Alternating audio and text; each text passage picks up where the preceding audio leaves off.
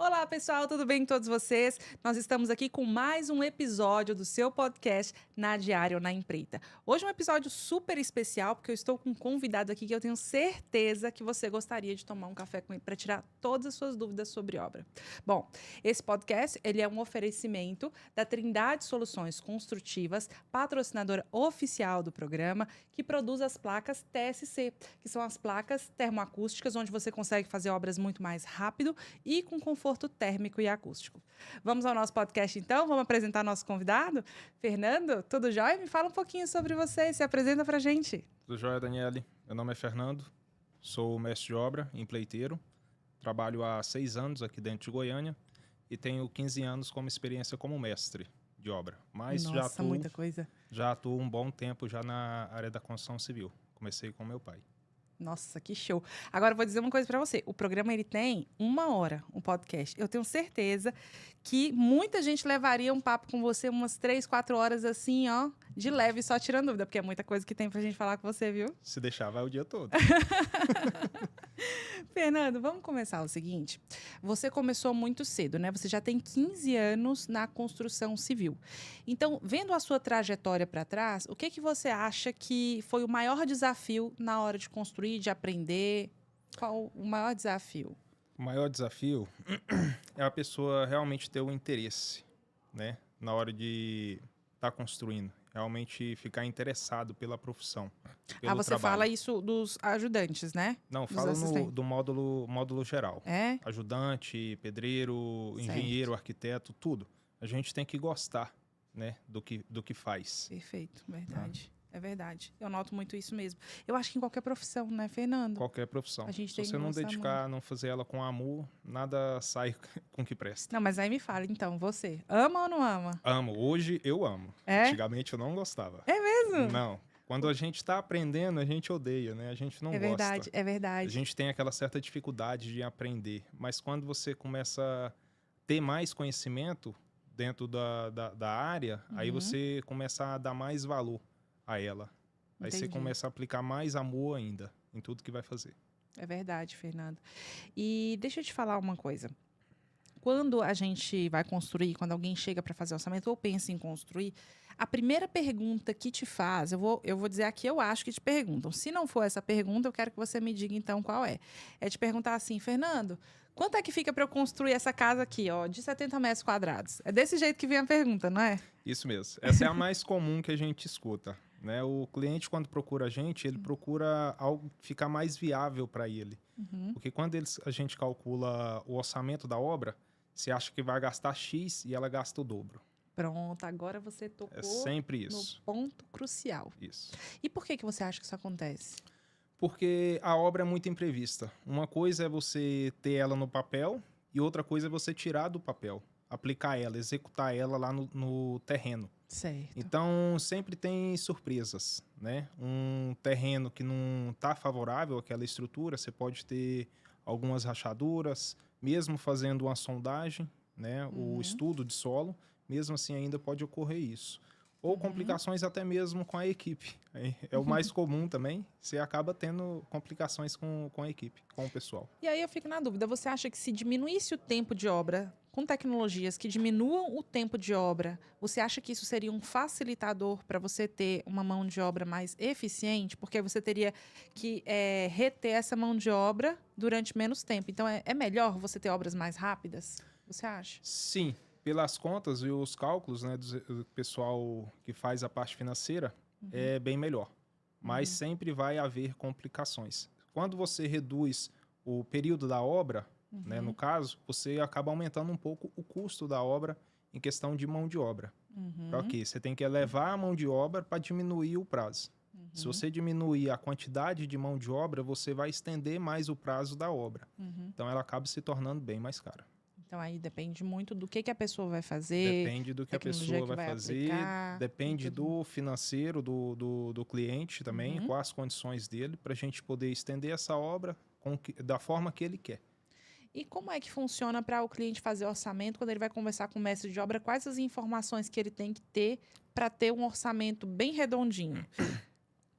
Primeira coisa que eu viso muito no que eu já passei aí é fazer um planejamento adequado, Você entendeu? A parte de projeto, a parte de execução, orçamentos de materiais também, orçamento da mão de obra em si, não só do empreiteiro, que ele pegar para o final, o fechamento final, mas eu falo para ele realmente ter uma real noção do que ele vai gastar. Você entendeu? Na verdade, o que ele calcular ali, o que ele determinou, a obra vai custar X. Aquilo dali não significa que vai custar aquilo dali. Pode ser que ela custe menos ou custe mais. E é mais provável ela custar mais. Sempre mais, né? Sempre mais. Agora, é engraçado, Fernando, que eu sempre tenho a impressão de que isso ocorre no âmbito da alvenaria convencional. Eu vou falar da alvenaria convencional porque eu suponho que você tenha construído com alvenaria convencional nos últimos 15 anos, né? Sim. Então, porque eu acho que são muitos insumos e os preços oscilam muito. E também, somado a isso, a execução dos ajudantes, eu acho que quando erra, aí você vai consertar em algum outro passo do processo. E aí acaba sempre encarecendo, não é verdade? Isso mesmo. Isso impacta muito, na sua opinião? Impacta bastante.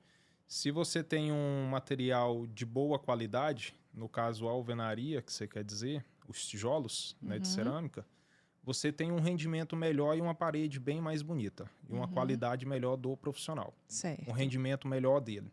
Se você tem um tijolo ruim, isso impacta no rendimento do profissional, impacta também na beleza da parede, no final dela, e no seu consumo também de material. Você acaba encarecendo mais ainda. Às vezes você encontra um tijolo mais barato, um milheiro mais barato, mas não compensa. Porque é um tijolo de má qualidade, quebra fácil, não vai ter uma parede que vai te dar uma beleza, porque não tem coisa melhor que você chega numa obra e ver uma alvenaria bem executada. Isso é muito verdade. bem feita. É verdade. Você entendeu? Isso, e uma parede limpa também. Isso eu cobro muito do pessoal que trabalha comigo. Se você está assentando tijolo, corta o tijolo, não deixa buraco na massa e evita chapiscar o tijolo novamente. Uma parede mais limpa, ela vai te dar bem mais apresentação. Certo. E já que você entrou na parte de vedação e alvenaria, você teve experiência de trabalhar com um produto da Trindade Soluções Construtivas, que é a patrocinadora oficial do programa Na Diária na Empreita. Mas, independente disso, eu gostaria de te perguntar o que você achou de trabalhar com a nossa tecnologia. Ela foi favorável? Você gostou? Você acha... É um produto que você indica? E lembrando, pessoal, que o Fernando, ele não trabalha para a Trindade Soluções Construtivas, ele é um mestre de obra, empreiteiro, e ele tem total independência sobre a opinião, né, do produto. Queria que você Isso contasse mesmo. um pouco para a gente. Sim, tive a experiência com a tecnologia de vocês, a TSC. Gostei de trabalhar com a tecnologia, vou ser sincero. A vantagem é que é uma parede que fica pronta já. Eu não perco tempo em ter que fazer reboco, nada disso. Já está pronto para receber a pintura, correto? Certo. E é uma tecnologia que também acasala muito bem com a parte de estrutura. Se eu quiser já embutir, dependendo da estrutura que foi calculada, a gente consegue embutir dentro da placa TSC. Então, eu economizo tempo não só na parte do reboco, mas também na parte de carpintaria. Ela é bem favorável também. A gente consegue esconder a ferragem e só preencher com o concreto. Sensacional. Os pilares. Sabe uma coisa que eu acho muito bacana? Você se expressa muito bem na hora de falar, né? A sua opinião, falar sobre os desafios aí no meio da obra. E eu acho que isso é muito bacana porque poucas vezes a gente vê mestre de obra, os assistentes, essas pessoas exponenciando a sua voz, principalmente nos programas. Sabia, Fernando, que eu quero até trazer mais, queria até te convidar para vir outras vezes, para a gente falar sobre outros temas também, porque você se expressa muito bem para falar. E eu acho que é o tipo de situação e de pauta que todo mundo tem interesse. Eu tenho certeza que você, várias pessoas, quando você fala que constrói, quer tirar uma dúvida com você, né? Sim, sim. E qual direto. Não é? Direto. Não só dentro da obra, mas assim, recebo ligações de amigos, engenheiros, outras pessoas também querendo tirar dúvida, pedindo uma opinião, você entendeu? E isso aí, para mim, é uma grande satisfação poder estar ajudando essas pessoas, estar orientando da forma correta. Qual é a dúvida que você mais recebe, que o pessoal mais te pergunta? Que te liga perguntando, socorro, Fernando, me ajuda aqui, olha isso. O que é que você acha que é? Eu tenho certeza que tem, viu? Tem. Ontem mesmo recebi um amigo meu e ele me procurou para tirar uma dúvida dele, o que eu achava em questão do desnível do terreno onde ele estava construindo. Certo. Ele já tinha uma obra em um lote. Essa obra estava com 2,20 metros de profundidade, de desnível. em referente ao novo lote que ele estava trabalhando, que é do lado. Mas, porém, o condomínio deu uma dificuldade para ele que tem um muro, que esse muro não pode ultrapassar a altura de 2,20 metros. Ou seja, se ele nivelar esse novo lote com o lote anterior, o muro vai dobrar, vai para 4,40. O condomínio não aceitaria. Então, o conselho que eu dei para ele foi o quê? Procurar diminuir esse desnível, quebrando ele à metade, você entendeu? E fazendo um muro dele de contenção, que era o que o condomínio estava permitindo, com a altura de 1,80 m. O restante ele faria com cerca viva. Foi a melhor opção que eu tinha para poder apresentar para ele e foi a melhor que ele também achou para poder estar executando. Eu acredito que hoje ele esteja executando lá esse serviço já, mais ou menos nessa modalidade, nessa né? modalidade que eu passei. Show, muito bom. Fernando, e deixa eu te perguntar uma coisa. Se um cliente, uma pessoa chegar para você e perguntar assim, Fernando, quanto é o metro quadrado para eu construir com você? Tem a possibilidade de passar esse valor ou ele depende de alguns fatores? E quais são esses fatores? Você consegue já passar? Para a pessoa fazer orçamento com você, o que ela tem que te apresentar? E quanto seria esse valor, se pode se passar? Daniele, isso é uma coisa muito imprevista, mas com a experiência que eu tenho e vendo meu pai também fechar os negócios, a gente acaba tendo uma noção. E com a dificuldade que a gente vem tendo nas obras também, a gente já consegue ter mais ou menos uma noção de cabeça se dá para fazer por X ou não. Você entendeu? Mas isso depende muito do projeto, o arquitetônico e o estrutural.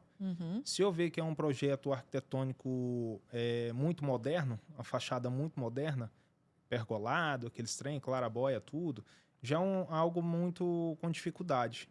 Então, assim, a gente tem que colocar tudo na ponta da caneta, somar tudo certinho, para ver quanto tempo gasta para executar aquele serviço ali, a questão da mão de obra, para a gente poder chegar num valor X. Entendi. E sem falar da estrutura também. Se for uma estrutura muito pesada, vai me comer muito mão de obra em questão de carpintaria, forma, escoramento, tudo isso. Então, acaba pesando um pouco no valor do orçamento, no valor final.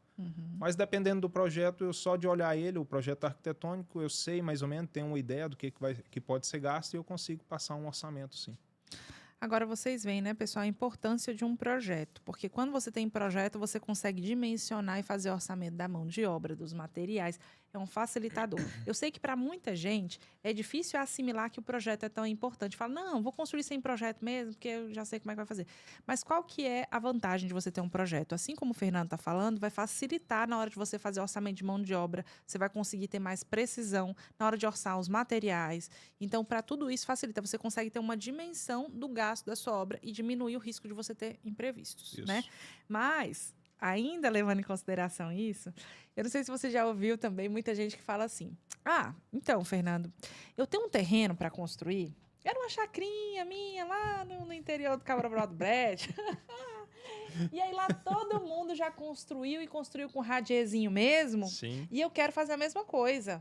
Então, eu não quero fazer sondagem, não quero fazer essa bobalhada de projeto, quero fazer só um radiezinho, coisinha simples mesmo. Você faz isso? Quanto que fica para fazer? O que você acha desse tipo de construção? E quais são os problemas que você considera que podem acontecer da pessoa não fazer projeto, não fazer sondagem e construir?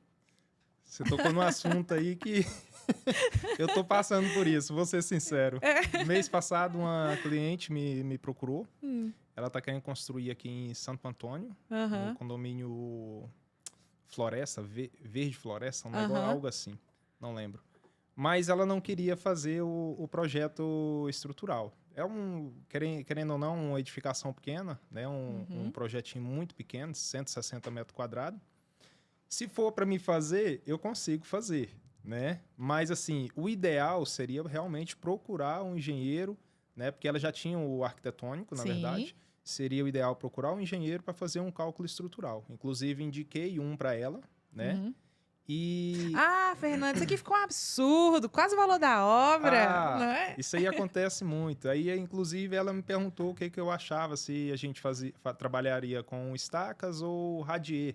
E aí a gente joga no bicho, E né? aí joga no bicho. Ela recebeu Você joga na ela loteria. recebeu algumas orientações do irmão dela e tudo. Vamos, faz com radier, mais barato, não sei o quê, mas a gente tem que estudar o solo para realmente ver o que fica mais viável. Agora você tocou no ponto-chave. A gente vai explicar agora o porquê, quais as implicações de se construir aqui. Porque, é claro, a gente tá achando graça, a gente tá rindo, né? Porque é uma coisa do nosso dia a dia que a gente Sim. vê muito.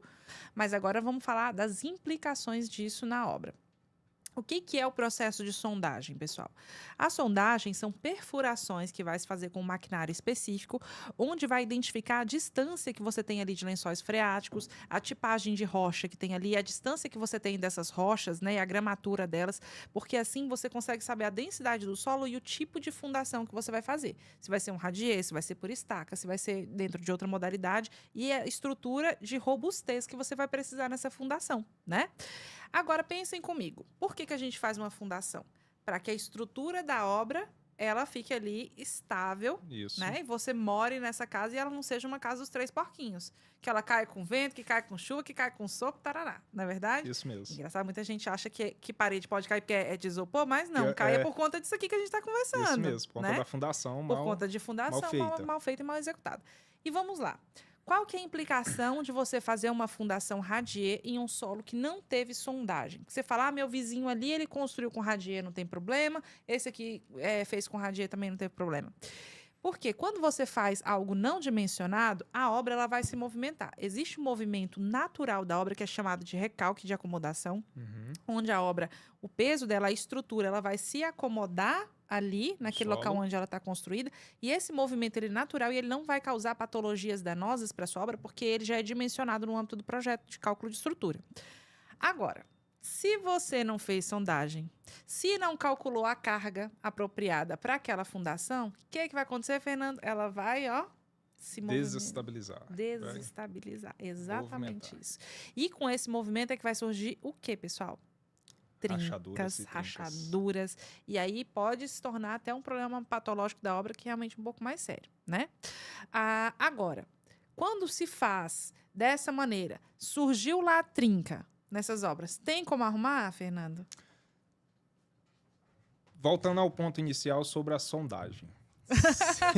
Primeiramente. Tudo vai ser vai basear dele, depender dele, né? Então, assim, se a pessoa fez uma sondagem de solo, é sinal que a obra pode ser executada com total segurança. Se aparecer alguma trinca, é normal, é comum. Enquanto a gente está executando a obra, a edificação, levantando ela, você está lançando cargas em cima das fundações. Enquanto a obra não terminar, você não consegue lançar a carga total dela. E você também sabe que ela tem um período também para poder movimentar. Perfeito. Nada aí é em torno de 4 a 5 anos ou até mais. Você sabe disso, para que o solo se acomode com a carga lançada. Mas se caso vier alguma trinca, há soluções sim para resolver. Você entendeu? Uma das soluções que eu uso muito nas minhas obras é limpar a rachadura, ou a trinca, ou a fissura, o que estiver aparecendo, né? E eu lanço alguns vergalhões no sentido contrário da trinca, onde ela trava. Ou então uma tela. A gente chama muito na obra tela de estuque. Conheço. Tem gente que utiliza também a tela de pinteiro, conhecida, para economizar na obra, acaba utilizando ela. É uma solução viável? É também, mas não é a 100% favorável. Né? A ideal seria a tela de estuque ou então um vergalhão de 5 milímetros. Essa é a forma que eu mais utilizo para poder eliminar essas trincas dentro da obra.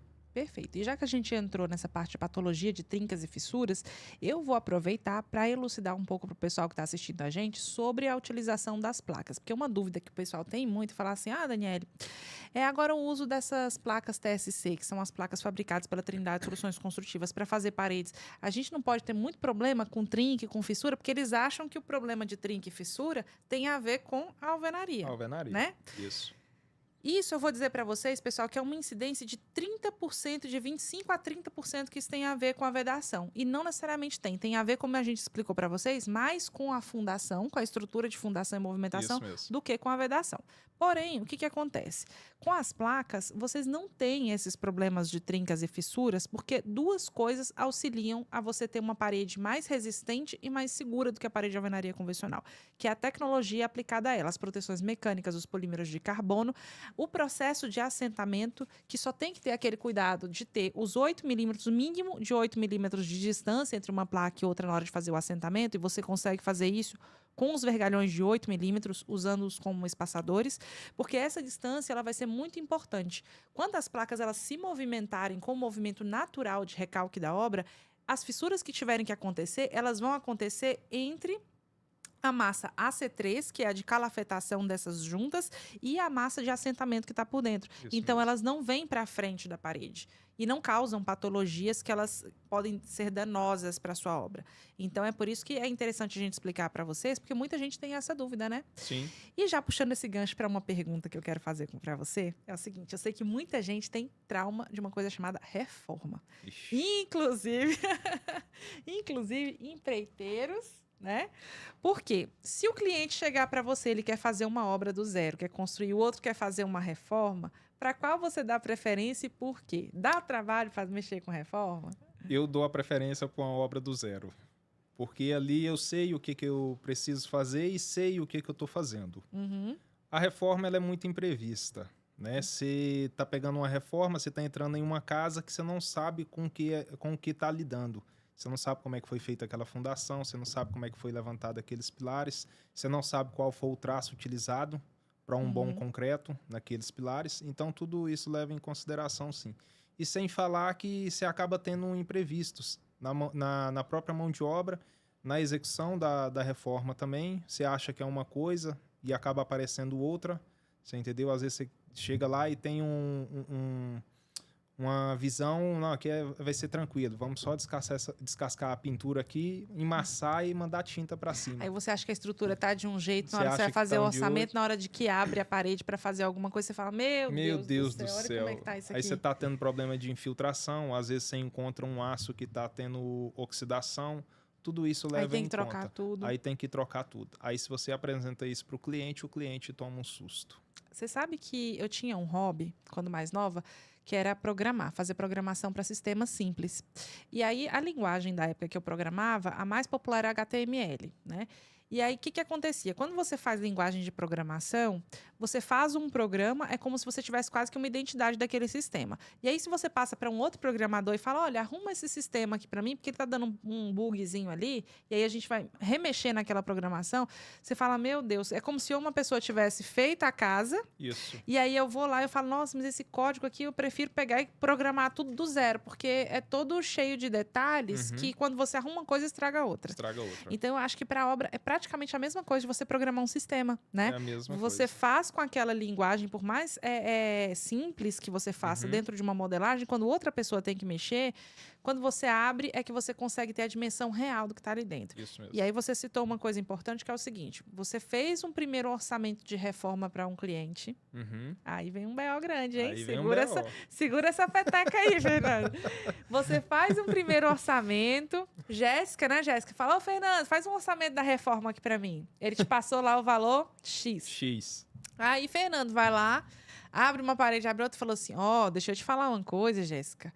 A parte de estrutura metálica aqui, de dentro da sua parede, está toda comprometida. Vai ter que trocar, porque se aqui está desse jeito, da casa toda deve estar. Olha, a hidráulica aqui, você vai ter que mexer algumas coisas. Os pontos elétricos aqui, você está com a fiação que está de tal jeito. Essa na hora de fazer. Quando você for ver, ela vai perguntar, então tá, não, pode trocar. Aí você vai falar, olha, mas para trocar, para arrumar essas coisas, já não é aquele preço que eu te passei. Isso mesmo. Aí se chama, entra como aditivos, né? Como que o cliente reage a isso? Me conta aí as experiências que você tem com isso, porque eu já imagino. Olha, ele reage com a mesma surpresa que eu, né? Mas para ele pesa um pouco mais, porque ele que está pagando, né? Ele tem que pagar. E não só a mão de obra, como o material também. Mas eu falar a verdade, não é algo satisfatório isso. Né? Todo cliente ainda, na verdade, ele se arrepia nessas questões, né? De acabar mandando fazer a reforma e ter certas surpresas. Mas tem outros também que quer que a gente leve em conta e faça pelo mesmo preço. Aí é a parte mais complicada que a imagino. gente tem, porque aquele orçamento que eu dei para ele é X para mim executar aqueles serviços. Mas se eu tiver como aditivo e não for cobrado, o valor do custo que eu cobrei para ele vai todo embora e eu não consigo finalizar a reforma dele ainda. Aí acaba tendo mais complicações. Imagino. Agora, para o pessoal que está assistindo a gente, eu acho que é muito importante a gente analisar um quesito que vai evitar essa dor de cabeça ou minimizar essa dor de cabeça. Porque até o tema do nosso podcast hoje é obra sem dor de cabeça, né? Então, o que a gente pode indicar para uma pessoa para ela minimizar esse problema na hora de fazer a reforma? Eu sugeriria, quero saber sua opinião, se você concorda, que é o seguinte: a gente constrói uma casa. Nela tem ali a parte hidráulica, elétrica, a de vedação das paredes, a questão de pintura, de cobertura. Tudo isso tem um tempo útil, um tempo que você vai ter que fazer manutenção. Sim. Você sabe, olha, vamos supor, daqui 10 anos eu preciso fazer uma manutenção de toda a parte elétrica, refazer toda a fiação. Normalmente, 90% das pessoas não fazem isso, essas manutenções. O que elas fazem? Elas deixam para mexer quando já está tudo muito comprometido ou quando ela está com um processo de infiltração grande, a gente fala, eu já vou mexer naquilo ali, vou aproveitar já para repintar a casa, para dar uma olhada na elétrica e tal. O interessante, pessoal, é não fazer dessa maneira, não esperar o BO acontecer para você ir lá e começar a fazer suas manutenções. Olhar os tempos de manutenções que são adequadas para cada coisa, a hidráulica, a elétrica, a pintura, e já faça. Por quê? Porque na hora que você pensar em fazer uma reforma mesmo de fato, geral, seja ela estética ou estrutural, seu custo vai ser bem menor e você vai ter menos surpresas. Eu suponho que a gente consiga trabalhar dessa maneira e ter uma previsibilidade maior. Você não acha, Fernando? Sim, concordo com você, acho também. Mas a primeira coisa, o ideal, no meu ponto de vista, é você contratar alguém, algum técnico, algum engenheiro, não sei, que possa estar visitando a residência e fazendo um laudo técnico dessa residência. Maravilha. Ao invés de você contratar um empreiteiro direto, não, quero reformar isso, pintar aquela parede, trocar esse piso, não é a forma mais correta. O ideal é você contratar o técnico, ele vem, visita a sua residência, ele vai analisar todos os quesitos, ele vai procurar todos os problemas existentes na sua obra, na sua residência, desculpa. Ele vai procurar infiltrações, vai fazer perguntas se está tendo algum problema na fiação elétrica, ele vai analisar os quadros de energia, vai procurar analisar a sua cobertura, o seu telhado, vai verificar o seu forro de gesso, se apresenta alguma mancha, porque pode ser alguma possível infiltração no telhado. E aí sim ele fazer o levantamento e te apresentar quais são os possíveis problemas que a sua residência está tendo. Ele te apresentou ali os possíveis problemas, aí sim você contrata o empreiteiro para poder estar executando. Você apresenta para ele o laudo, para o empreiteiro, e ali ele faz o orçamento dele em cima de tudo aquilo que tem que ser feito. Essa é a melhor forma de você saber o que você vai gastar na sua reforma. A melhor opção é essa, para você não ter nenhuma surpresa futuramente. Maravilha, maravilha. E sai bem mais barato, bem mais em conta. Se você for botar na caneta, o custo que você tem com o técnico é insignificante com o que você vai pagar de aditivos para um empreiteiro. Nossa, maravilha. Sai bem mais barato. Deixa eu te perguntar, Fernando, você faz também? Reforma? Não, reforma de dança? Reforma. Você fala assim, eu faço sem querer fazer, né? Mas a parte de fazer esse laudo e essa análise, você faz também? Não, tem que ser um não, engenheiro? Tem que ser, hoje tem que ser o engenheiro, né? O engenheiro que faz isso aí. Especializado para fazer esse laudo. Eu nunca... Até bom, né? Porque ele passa um projetinho, já as indicações de tudo que tem que fazer, né? Isso mesmo. Show. Eu não faço, mas já acompanhei muitos engenheiros fazendo esses laudos técnicos.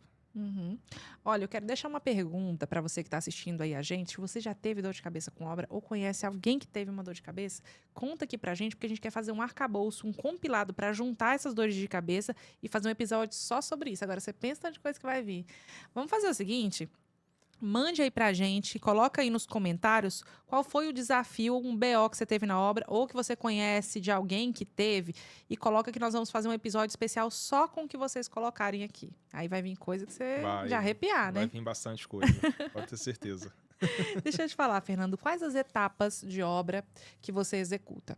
Você faz a parte de estrutura ali, de fundação, e vai até que etapa de obra? Eu te entrego na chave. É a melhor forma de te Uau! dizer.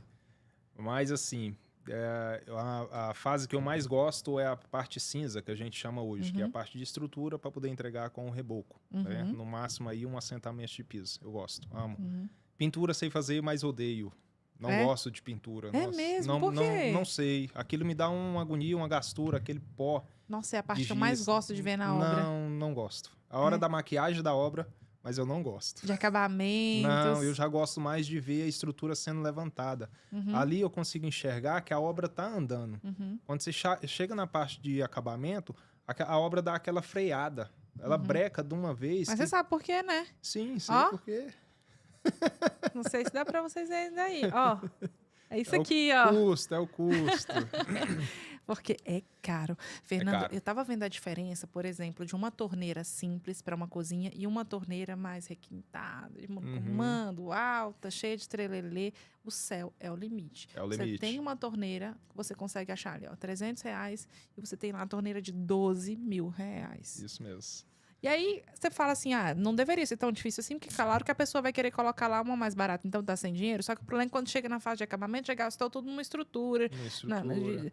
Mas aí é que tá a questão da importância do projeto, né? Sim. Porque aí você já teria dimensionado Você tem um tudo para cada dimensionamento, fase. você tem como é que fala? Um planejamento, né? Na verdade, para você ter um valor X para você gastar. Na verdade, é um valor inicial. Né? Você tem que ter pelo menos X para você executar isso.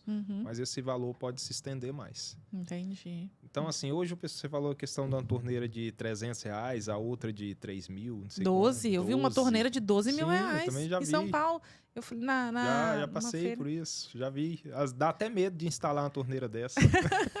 Pra falar a verdade. É sério, não é mas eu brincadeira, imagino, não. porque você pega uma torneira dessa, imagina, eu Não. nunca instalei, mas imagina, se eu pegar uma torneira dessa para instalar, eu falo, meu Deus do céu, se eu perder uma porquinha, se eu fizer qualquer coisa errada, deve ser R$1.000 um negócio da Mas, torneira. assim, uma coisa que eu fico abismado muito com isso daí, você sabe o que é, Daniel? É status. Uma questão dessa eu enxergo como status. Uma pessoa, beleza, quem tem a condição, põe, né? É algo que vai ser gratificante para ele, né? Mas para quem está executando a obra e vê aquilo dali, acha um absurdo. Realmente, eu também acho um absurdo. E assim, quem comprou aquela torneira, vai ser poucas vezes que vai utilizar. Pensa comigo. Não é verdade?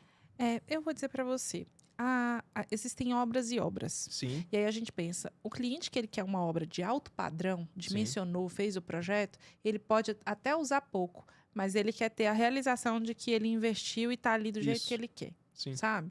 Sim. Então, existem clientes. Agora, o que eu acho que talvez seja um fator muito complicado é você ter um orçamento X, você não fazer um projeto, não dimensionar direitinho, e aí depois você ter essa expectativa de comprar uma torneira de 12, quando chega no final você só tem para comprar de 300 e se frustrar por isso. Isso. E aí, por quê? E por que isso acontece? A gente volta a dizer, porque não fez o planejamento. O planejamento e o projeto. Isso mesmo. Posso compartilhar com você uma coisa de status que aconteceu comigo? Pode. Que foi o seguinte, essa questão de status, pessoal, é muito complicado. Eu venho de Brasília, a gente não se preocupa com essa questão de status, muito menos imagem, eu tô aqui mais arrumadinha, eu sei que o goiano é extremamente estético, eles vão todos pela imagem, e eu dou zero valor a isso, sinceramente. E não sei se isso é cultural ou não. Porém, aqui as pessoas valorizam muito isso, né? E eu fui visitar uma obra, e no meu dia a dia de obra, obviamente, eu sou uma pessoa muito simples, eu não me visto assim, com roupa assim para ir para a obra. Eu vou condizente com o ambiente de obra para trabalhar. E, enfim, eu cheguei numa obra e quando eu cheguei, eu fui direto para falar com o mestre de obra. Tinha 2 clientes que estavam me esperando para agenda, então a gente chegou todo mundo no horário certinho. Eu já te contei essa história? Mais ou menos. Você já sabe, né? O que foi que aconteceu? Sim. Não, mas eu vou contar porque tem muita gente aí que não conhece. Fernando, você acredita que eu cheguei e fui cumprimentar primeiro o mestre de obra? Por mais que a obra seja nossa, por que eu vou cumprimentar primeiro o mestre de obra? Você sabe por quê?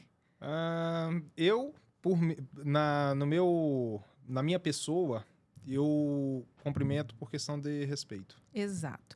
E porque o mestre de obra, ele é o cabeça da obra, ele está ali à Isso. frente. Por mais que a obra seja nossa, quando eu vou cumprimentar, eu dou bom dia e falo, olha, eu estou aqui, vou estar com clientes que eu vou te apresentar, que eu vou apresentar a obra e tudo. Então, o que o mestre de obra vai fazer? Ele vai organizar o pátio de obra de maneira a não deixar um carrinho de massa na frente do cliente, para ele ter um trânsito livre na obra, Sim. não deixar o cara que está correndo massa lá em cima, cair massa em cima da cabeça do cliente. Então, primeiro a gente cumprimenta, pelo menos eu tenho esse hábito, eu cumprimento o mestre de obra, falo que eu vou apresentar a obra para os clientes, Sim. e aí ele gentilmente vai e deixa a obra livre para a gente fazer essa amostra.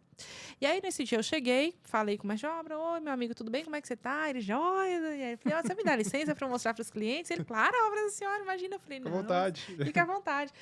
E aí fui para estendi a mão com a mesma energia para a cliente que estava lá junto com o esposo, vamos citar nome, óbvio. Aí na hora que eu estendi com toda a energia, oi, bom dia, tudo jóia, como é que você tá? Do jeito que estava, ficou. E virou o olhinho pra lá. E eu com a minha mão que tava ali, ó. E o meu Deus, o clima azedou ali por algum motivo que eu não sabia dizer qual era. E aí eu fiquei naquela insegurança de cumprimentar o marido dela, sem saber o que era que estava acontecendo. E aí ele gentilmente, né, muito educado, falou assim, oi, Daniele, tudo bem? Nossa, admiro muito o seu trabalho, que bacana. E tal. Eu falei, nossa, uma satisfação receber vocês, né? Aí eu sei que no final das contas, a pessoa, ela não gostou de eu ter cumprimentado primeiro o mestre de obra. Ela queria que eu cumprimentasse primeiro, sabe? Foi uma situação super constrangedora. E o que eu tiro de lição disso que aconteceu comigo, né? Foi uma situação que me deixou muito desconfortável. E eu também entendo a parte do cliente, mas eu gostaria muito, muito de deixar claro por que isso acontece. Porque existem procedimentos dentro de uma obra.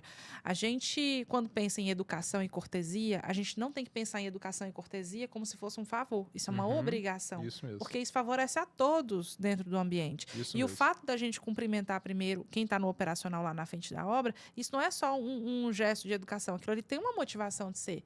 Você tem que pedir licença. Você vai entrar na casa de alguém, você tem que cumprimentar. Sim. Né? E é claro que eu valorizo muito. Cliente, pra gente, a gente está aqui para servir. Eu sou uma pessoa que sou 100% de servidão.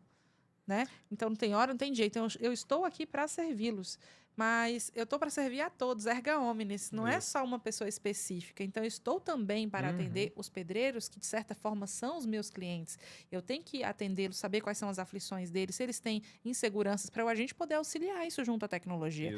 Bem como acontece com o cliente. Então, eu falo, pedreiros, os mestres de obras, os assistentes, todos, de certa maneira, também são meus clientes. E com todos, a gente tem que agir com a mesma cortesia, com a mesma educação, mesma gentileza, porque são todos no mesmo padrão de clientela pra gente, sabe? A educação já vem primeiro de casa, né? Então, isso já tenho desde criança.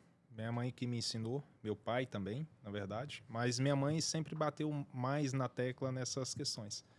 O ambiente que você chega ou você sai, primeira coisa, bom dia, uma boa tarde ou uma boa noite. E eu sou da mesma forma se eu chegar dentro do canteiro de obra. Quem estiver na minha frente, a primeira palavra que sai da minha boca é um bom dia. Pode ser o pedreiro, pode ser o ajudante, pode ser quem for. Tá certo. Quem estiver na minha frente. Maravilhoso. Para aí sim a gente começar um diálogo. Você entendeu? Primeira coisa, um bom dia. Exato. Isso não é um favor, né? Que Não, você faz. não é um favor. Eu acho que tem que ser um hábito mesmo de obrigação de todos, isso né? Mesmo. Pra com todo mundo. E eu, assim, procuro passar isso para os meninos que trabalham comigo dentro da obra. Você entendeu? Às vezes aqueles passam por mim, né? Até faço piada com eles. Bom dia para você também. Você entendeu? Pô, o cara passa por mim e não me dá nem um bom dia. Eu me sinto incomodado com isso também. Você entendeu? Então, assim, para mim não me sentir dessa forma, ou eu procuro dar o bom dia, ou então cobro eles também o bom dia. Olha, eu vou dizer uma coisa para você. Eu já presenciei, eu tive que ter muito jogo de cintura para lidar com uma situação, porque é delicado. Eu estava num pátio de obra com um engenheiro. E esse engenheiro contratado pelo cliente, ele simplesmente passou em uma zona da obra e praticamente quase atropelou um ajudante do mestre de obra. Então, assim, atropelou porque ele não pediu licença, não deu um bom dia, ele pulou a parte onde estavam os vergalhões, os arranques, e o rapaz estava na frente e ele foi atravessando, né? Passando ali pelo rapaz sem dar um bom dia, uma boa tarde, nem nada. E você sabe que eu vejo tanta gente reclamando, dizendo assim, porque tem problema de diálogo entre o mestre de obra, o engenheiro, o arquiteto. Mas claro que vai haver um problema de diálogo se você não estreita os laços de diálogo com os profissionais, não é verdade? Se você não facilitar, não vai ter como. No dia a dia eu vejo direto o ajudante, o pedreiro, Eles mesmos reclamam em questão disso, eles mesmos questionam essas coisas pra gente.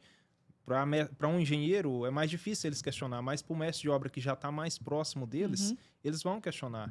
Muitas vezes eu ouvi, porra, o cara chega aqui e não dá um bom dia. Pois é. Isso aí acontece muito. Acontece. E eu vejo, Fernando, Ele não pede não tem a educação para pedir licença. Exato. Você entendeu? Gente, aí eu fico assim pensando, eu não posso, na qualidade aqui de empresa da ponta, chamar a atenção dos engenheiros que são os clientes. Eu não posso fazer isso.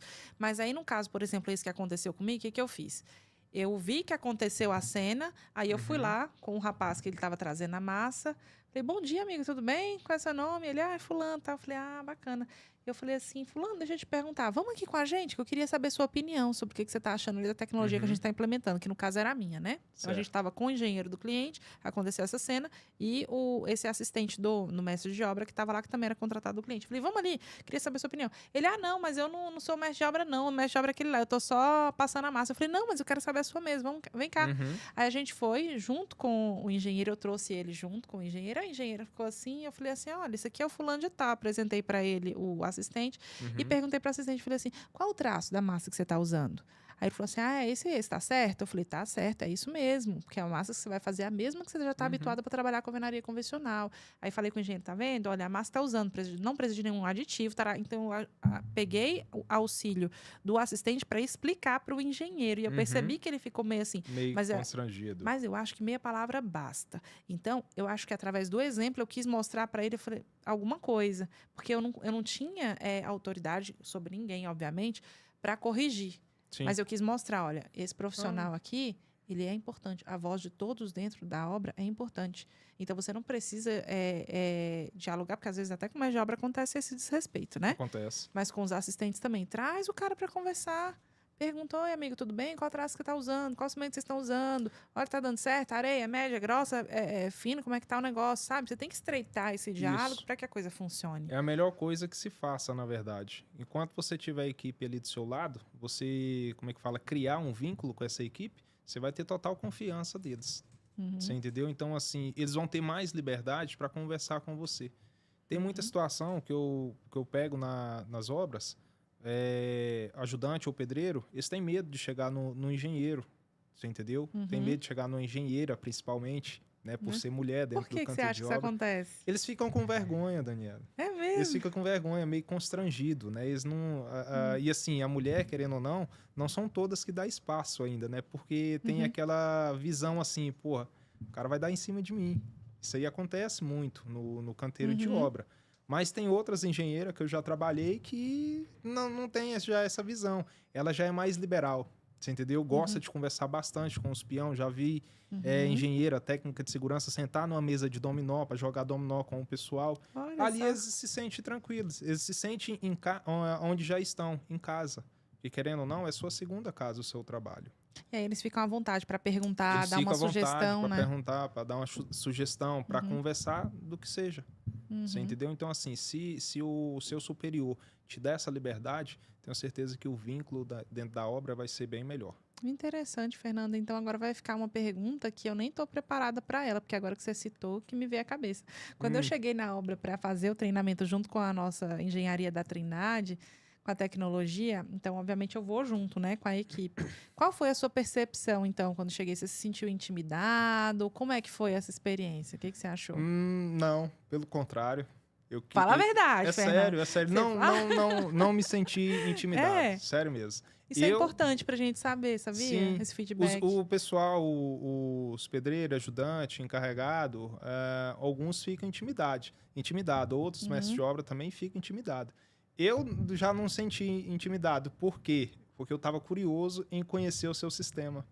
Você entendeu? Então, assim, eu fui faminto de perguntas. Não sei se você percebeu naquele dia. Eu achei fabuloso. Nossa, eu saí perguntando tudo. Eu queria tirar a dúvida, queria saber o que era problema de recalque, queria saber em questão das contraverga, de verga, tudo. Como é que era a emenda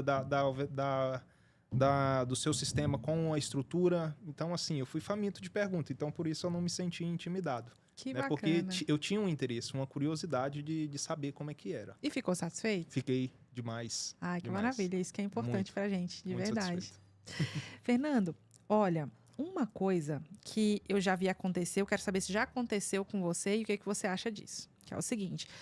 Fez-se o projeto, o engenheiro foi lá, fez os projetos complementares de hidráulica, elétrica, o engenheiro responsável fez o cálculo lá de como tem que ser feita a fundação, mas eu já vi o seguinte, o engenheiro chega na obra, olha, para fazer assim, assim, assim, pé e pá, não sei se também é um problema de comunicação, tá? E aí chega e fala, olha, determina, quando o engenheiro dá as costas, você já sabe, né?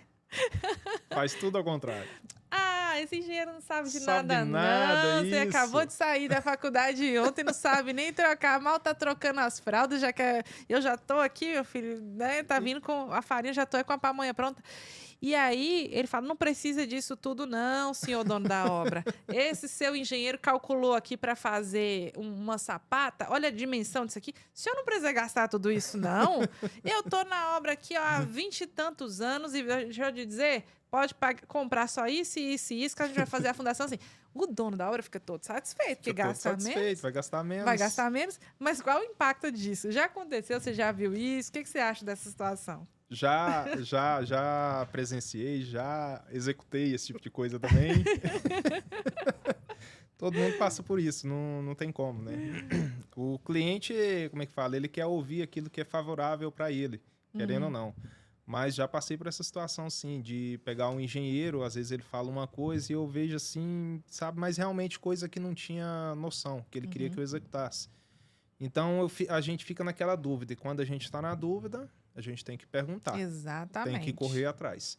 Então, e não executar sem ele saber também, Não executar sem ele saber, jamais, nunca, isso aí eu nunca fiz. Certo. Então, assim, quando eu tenho algo que o engenheiro me passou e aquilo dali eu fiquei na dúvida, eu fiquei inseguro, eu vou perguntar para outro engenheiro. Agora a gente chegou num ponto para ver se muito vai bom. compatibilizar o que eles estão falando. Show. Você entendeu? Se não é compatível, Fernando, com aquele engenheiro o segundo engenheiro que eu perguntei, Fernando, a sua ideia é melhor, apresenta para ele. Eu vou lá e apresento para aquele primeiro. Você seguro para ir lá apresentar e falar, olha, vamos fazer dessa maneira. Vamos fazer dessa forma aqui, eu acho que dessa forma é mais seguro, já conversei com um outro engenheiro aqui e tal, e ele me orientou dessa forma também. Bateção de talher, é o almoço que tá terminando aí? Saiu aí? Acabou a bateção de marmita? Vamos voltando. E aí, com essa informação que o engenheiro me passar, eu apresento para o primeiro engenheiro, no caso. Aí ali a gente entra num acordo. Você entendeu? Aí, perfeito. Se caso for para executar da forma dele, ele assume total responsabilidade. Ou a gente entra nessa junto, ou não. E perfeito isso que você falou, porque é uma experiência, por mais que a gente ache graça, não é interessante executar nada que não seja do conhecimento do engenheiro, porque ali, às vezes, acontece do engenheiro parecer que pode estar superdimensionando algo, quando, na verdade, ele fez aquilo ali, levando em consideração algum fator. Isso. Que é invisível aos olhos quando você está lá no campo, na obra. E acontece o contrário também, dele planejar uma coisa e quando você olha no olho da obra, lá já é outra realidade diferente. Outra realidade. Então, a importância que tem do diálogo, né? Isso. A comunicação entre engenheiro e mestre de obra. Isso aí é fundamental, tem que ter. Você entendeu? Então, assim, na verdade, não é só entre eles dois, tem que ter com o cliente também. Você entendeu? Esse tipo de situação a gente tem que apresentar para o cliente também. Eu trabalho dessa forma. Se eu vejo algo que não está favorável, tá errado, eu procuro o engenheiro, apresento para ele, ou o calculista, ou o RT da obra, você entendeu? E depois a gente entra no acordo e apresenta para o cliente. Ou então, ali mesmo, a gente, se for coisa urgente, a gente mesmo entra no acordo ali e toma a decisão mais correta. Entendi. Uma curiosidade que quem vai construir também tem, Fernando, é o seguinte, qual que é a parte mais cara da obra? A parte mais cara, acabamento. Não é? Acabamento. A fundação em si, estrutura, ela pesa um pouco. Mas, assim, o mais caro mesmo é acabamento. Porque fundação em si, você consegue ter mais... Como é que fala? Você tem mais fornecedor para pesquisar. Acabamento, não. Ou se você quer aquele acabamento X, ou você paga aquele, ou você compra um outro mais barato ou outro modelo. Você entendeu? Que seja mais ou menos o preço ideal para você. Mas o mais caro mesmo é o acabamento. Entendi. Não tem outro mais caro. Agora também tem uma outra questão que é bem sensível na obra, que é pagamento. Sim. Então, vamos lá. O cliente dimensionou, fez um orçamento com você. Falou assim, você disse para ele, olha, vai custar X para construir. Como que é o pagamento desse cliente? para fazer? Por exemplo, ele vai poder parcelar? Como que é esse pagamento? Explica para a gente como são esses pagamentos semanais, por que eles ocorrem, como que você recebe o pagamento dos clientes?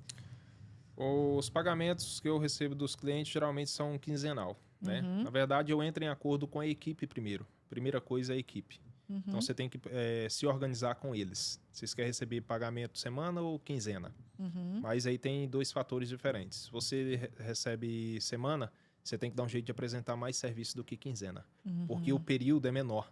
Uhum. Então, eu tenho que apresentar serviço para o cliente para que Senão ele ele... vai falar assim, não, essa semana aqui eu não vi. rendeu. Aí, às vezes, é um serviço que não dá para ver tanto a olho, não. Principalmente quando tá na parte de estrutura, né? De fundação. Porque aí é coisa que tá enterrada. Ele não tá vendo e fala, vou pagar, vocês não fizeram nada. Isso. Não consegue ver. Então, eu prefiro particularmente quinzena. Porque quinzena, naquele período de 15 dias ali, o cliente consegue enxergar o que foi feito e o que não foi. Show. Você entendeu? E para transmitir para o meu cliente, no caso, a gente faz uma somatória das 2 quinzenas para que feche um mês para ele. Você vai gastar mais ou menos valor X por mês. Então, ele tem que fazer esse pagamento quinzenal. Dividir o mensal por 15 dias. Para poder fechar o mês no final. Ali ele tem realmente uma noção do que ele vai gastar dentro daquele mês. Dessa forma, a gente consegue parcelar a mão de obra da obra em si. É uma obra para um ano, 18 meses, não sei, 16 meses. Aí você divide isso pela execução da obra. Você entendeu? A obra adiantou. Cada um trabalha de uma forma. Se a minha obra está adiantada, eu prefiro deixar esse dinheiro guardado na mão do cliente. Para que, no final, eu receber esse dinheiro dele. Acontece muito isso de você conseguir adiantar a obra? Acontece. É? Acontece. Principalmente na fase de estrutura, a gente consegue adiantar bastante. A melhor fase da obra é você adiantar, correr o máximo possível com a estrutura. Maravilha, porque você consegue espaço, você consegue tempo para as fases posteriores, né? Para as fases seguintes, tá? Que é o acabamento. Acabamento sempre enrola, te come tempo, te come dinheiro. Se acha que vai ter um rendimento X, na verdade, você perdeu tempo com ela. E aí o custo da obra acaba se elevando um pouco por conta disso. Vamos desenvolver mais esse assunto aí, porque ainda vai ficar dúvida, que eu tenho certeza que o pessoal que está assistindo tem essa dúvida. Então, vamos lá. Você cobrou X para executar aquela obra. Sim. A gente vai dividir pelos meses que tem de expectativa, ou seja, o cronograma da obra. Cronograma da obra. Vamos supor que acontece dessa obra atrasar, só que os pagamentos eles estão acontecendo. E aí, qual que é o maior medo de todo mundo que está aí do outro lado, que está construindo ou pensa em construir? É você pagar, terminou de pagar, só que como a obra está atrasada, ainda tem trabalho para ser feito, mas o serviço já foi pago. O serviço já foi pago. Como é que fica uma situação assim, hein? Na verdade, essa é uma situação muito complicada, né, E Daniela? comum, né? Que acontece muito. É a mais comum. Mas, assim, na minha parte, para empreiteiro, eu procuro cumprir todas as etapas possíveis para que não ocorra esse tipo de situação. Até mesmo uma segurança que eu tenho, igual eu te falei já, é não pegar dinheiro. Você entendeu? O excesso de dinheiro. Não há necessidade. Se você teve na estrutura um gasto de X, não adianta você pegar X ponto alguma coisa a mais, você entendeu? Não há necessidade. Só para você pegar esse dinheiro e embolsar, às vezes você acaba gastando ele e não sabe aonde ainda por cima. Você entendeu? Então, assim, é melhor ter essa folga, correto? Para que a gente lá na frente, se tiver algum eventual problema, a gente consegue cobrir essa situação. Querendo ou não, fica toda a responsabilidade pro empreiteiro, porque foi ele que determinou o valor e ele que determinou a forma de pagamento.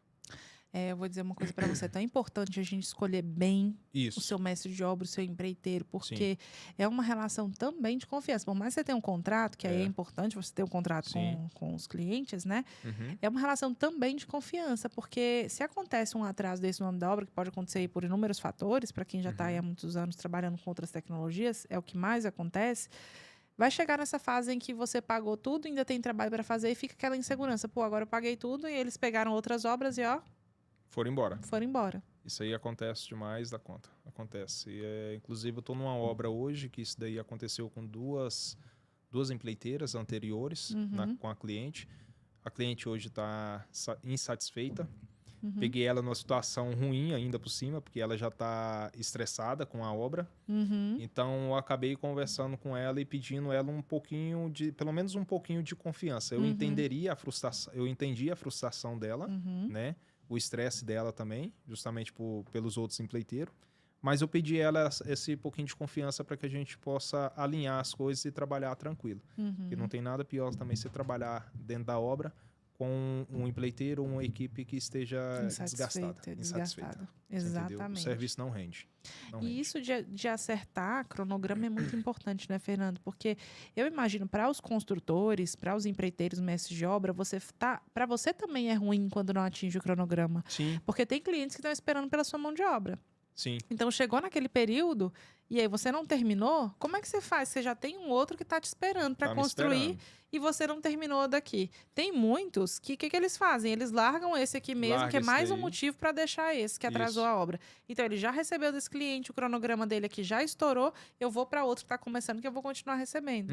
Então, é uma falha muito complexa e é uma dor de cabeça que gera um desgaste gigantesco, viu? Tudo tem que ser levado em conta, né? Às vezes, né, nem tanto pelo, como é que fala? A falta de profissionalismo do empreiteiro. Às vezes é algo que o cliente está passando por uma situação que ele não estava prevendo e acabou tendo um gasto a mais. Então, tudo isso leva em conta também. Mas essa situação de um profissional terminando uma obra para poder iniciar outra, ocorre muito. Isso é a coisa mais normal no canteiro de obra, vai acontecer daqui para o fim dos tempos. Não tem como.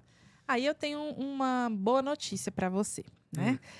Por que talvez não até o fim dos tempos? Porque hoje, com a Trindade Soluções Construtivas e outras tecnologias que também hão de vir, a gente tem acesso a obras, pelo menos na parte de vedação, que são das paredes, mais rápidas. Sim. Então, você consegue ganhar muito tempo. Se você me disse que você já ganha tempo lá na hora de fazer fundação, para você tentar recuperar, você ter tempo de sobra depois para as outras etapas, com a tecnologia da Trindade, você consegue ganhar tempo também na vedação. Então, são 2 tempos que você ganha para adiantar etapas. Então, isso é muito bacana. Então, eu acho que você trabalhar com tecnologias que te tragam menos dor de cabeça, facilidade logística, menos desperdício, tudo isso é dinheiro que entra e economia para a obra e qualidade. Né?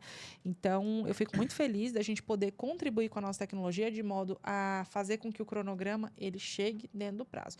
Nós temos uma obra na BR-153, quem passa aí pela BR-153, perto da Vovó Onísia, na frente, vocês vão ver uma obra nossa, que ela é gigantesca, é o Hotel TMT. E lá, os proprietários eles têm muito orgulho, são muito felizes em poder dizer que é uma obra que está em etapas adiantadas.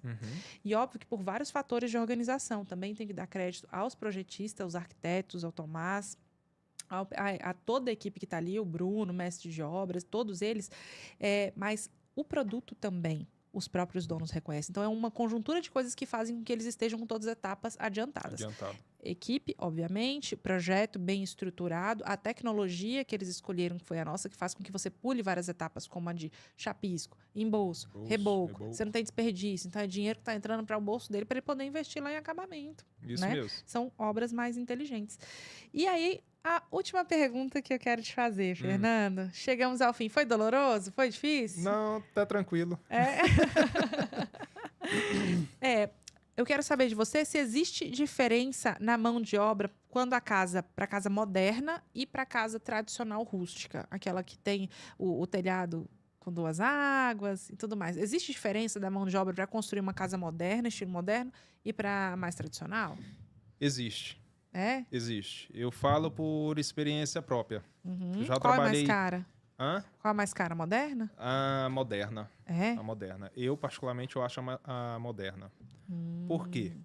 A moderna, você tem uma arquitetura totalmente nova, material novo no mercado. Você quer conhecer. Beleza? Então, você tem que ter mão de obra especializada para ela ainda para poder estar executando o serviço. Então, isso acaba tornando ela bem mais cara. Tá, não é o caso quando você foi trabalhar com as placas ou você acha que é o caso? Não. É difícil trabalhar com a nossa? Totalmente diferente. Não, as suas placas é totalmente diferente. É uma alvenaria, um fechamento de vãos, de paredes. É fácil de trabalhar, fácil de executar. Uma execução comum, como se fosse com tijolo de cerâmica. Não vejo diferença. Né? A vantagem é igual você falou. Não preciso gastar com chapiço, não preciso gastar com reboco. Mas é como levantar uma parede comum de alvenaria. Não tem segredo, né? Não tem segredo. Tem que ter nível, tem que ter prumo, tem que ter linha. Tudo isso para poder ter uma parede bem executada. Pronto, e vocês mandam super bem a bola, pega no peito e manda pro gol. E eu fico feliz com isso, porque todo mundo ganha. É a gente da Trindade, é vocês que estão construindo, são os donos da obra, então fica todo mundo satisfeito e a gente realizado. Isso mesmo. Pessoal, vocês que estão assistindo aqui a esse episódio do nosso podcast, já fica o convite para você. Se você quer ficar antenado em todos os episódios que estão por vir, você já clica no sininho que está aqui abaixo, porque vocês vão receber a notificação dos episódios novos. Então, vocês não percam. Nós vamos ter outros episódios que, inclusive, eu quero trazer o Fernando com os BOs de obra que a gente vai debater aqui, que vai ser sensacional. E não deixe de entrar lá no nosso site, www.trindadesc.com.br. Por lá você consegue ter acesso ao nosso teleatendimento pelo WhatsApp, consegue ter acesso à nossa playlist de músicas selecionadas que está lá no nosso Spotify e vários outros conteúdos bacanas, como a nossa carta técnica de apresentação, tá bom? E, Fernando, quem quiser te encontrar nas redes sociais, onde é que tem que entrar? Na verdade, tem que me procurar pelo contato ou então pelo e-mail, né? A minha rede social é coisa particular. Na verdade, eu não tenho... Gosto de postar algumas fotos das edificações que eu trabalho, mas como um hobby, não como o lado profissional, o lado empresarial. Fernando, o pessoal de obra não gosta muito de Instagram, não, né? Eu já percebi isso. Não gosta muito. Gosta mais do Facebook, né? É mais Facebook. É mesmo? Facebook. No Facebook você encontra bastante. Ai, me conta rapidinho aí. Gente, me dá uns minutinhos. Eu quero só saber por quê. Porque eu não vejo realmente muito mestre de obra, assistente de obra no Instagram. Eles gostam mesmo do Facebook. Tem alguma motivação especial para isso? Na verdade, o Instagram ele é mais visado empresarial, né? Algo mais, vamos dizer assim, CNPJ, algo assim. A maioria dos mestres de obra, pelo menos os que eu conheço, são pessoas físicas, trabalha como autônomos. Mais informal. Então, o Facebook ele tem uma linguagem mais informal, né? Menos engessada. Isso mesmo. Ah, entendi. Bom saber. Esse é o meu ponto de vista. É uma curiosidade que eu tinha. Tá. Então, quem quiser te contatar, entra em contato com você como? Você quer dar o seu telefone? Posso? Então, por favor. É o 62-982-414147. Ou então pelo e-mail fortesconst@gmail.com. Isso aí, Fernando. Arrasou. Muito obrigada. Eu que te Parabéns agradeço. pelo seu trabalho, pelo empreendedorismo frente à sua empresa, viu? De verdade, para mim foi uma honra receber você aqui. E, obviamente, a gente vai participar aí de outros episódios, viu? Tá bom. Eu que agradeço. Pode convidar, que eu vou vir novamente. Gostei muito de participar do podcast. Não ficou nervoso não, né? Não, fiquei super tranquilo. Tava em casa. É isso aí. Tá bom? Muito obrigada, Fernando. Eu que agradeço. Muito obrigada e até a próxima.